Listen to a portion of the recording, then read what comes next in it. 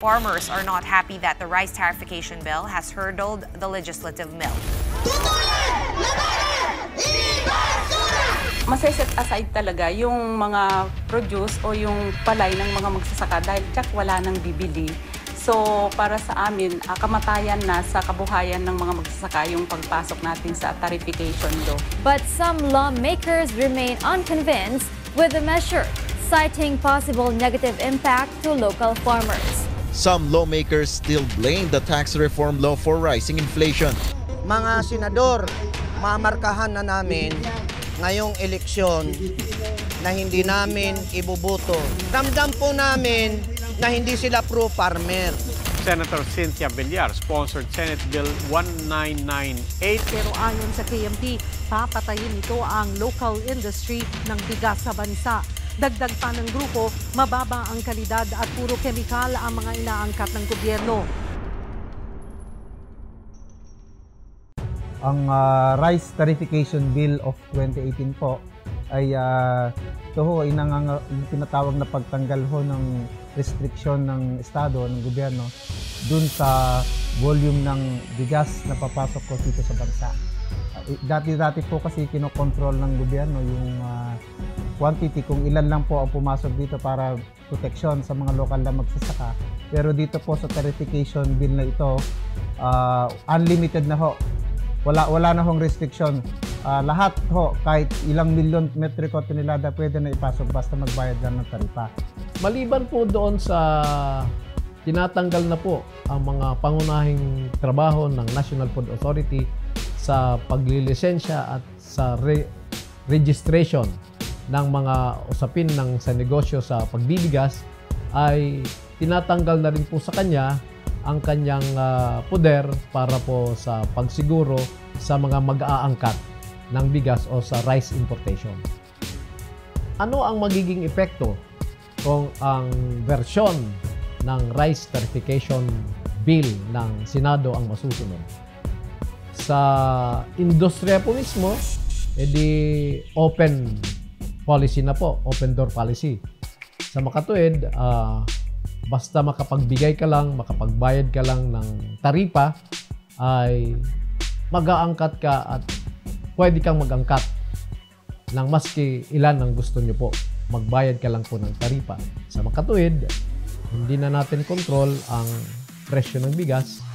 Pwede po na tumaas na ang presyo ng bigas na hindi na natin makakaya. Marami pong pagkakataon na mas mahal po ang presyo ng bilihin ng bigas sa ibang mga bansa. Katulad na lang po ng Thailand at saka Vietnam.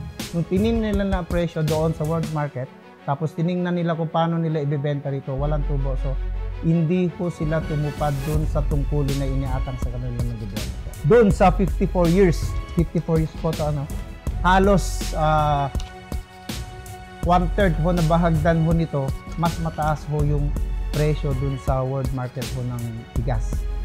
Ang rice tariffication bill ay dapat tungkol lang po sa taripa. Pero itong rice tariffication bill na versyon ng Senado, marami po siyang siningit na hindi dapat nasa bill na ito o magiging batas.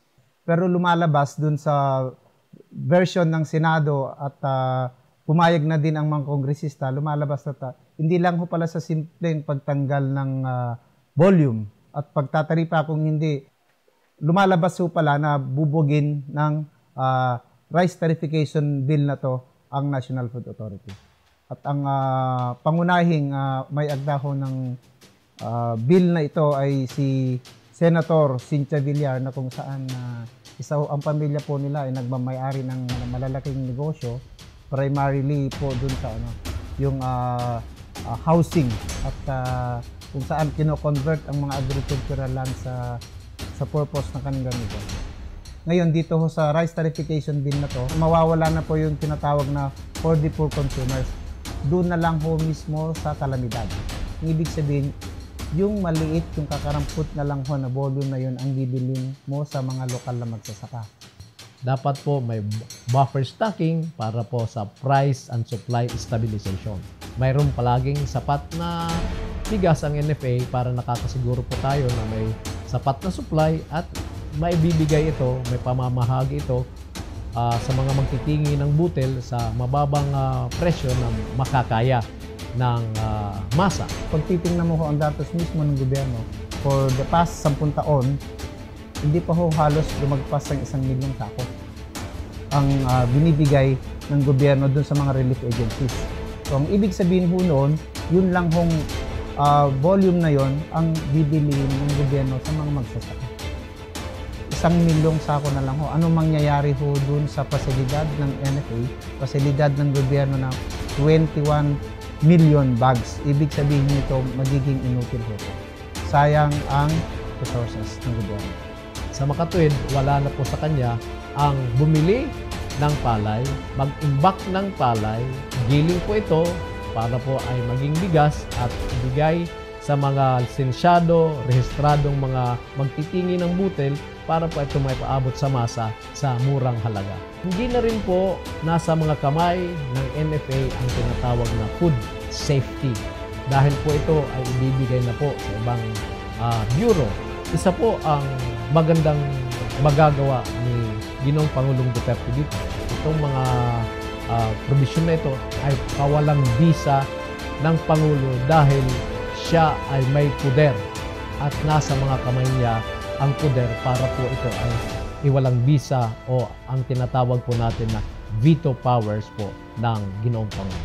Maglabi po tayo sa House of Representatives at sa Senado para po maisabatas nila, maipasa ang mga batas na nagsisiguro ng pagpapalakas ng agrikultura sa Pilipinas. Unang-una na lang, taasan ang budget sa agriculture dahil agricultural country naman tayo at suportahan ng todo-todo ang ating mga magsasaka. Ang isulong dapat ng gobyerno, yung palakasin ang lokal na industriya ng bigas, huwag umasa sa angkat.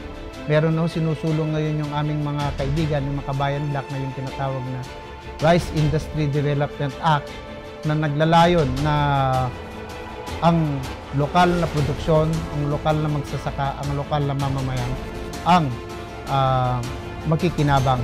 At in the end, ang ating bansa ay magiging rice self-sufficient at hindi na ho mamblema kung ano ipapakain niya sa kanyang mga populasyon.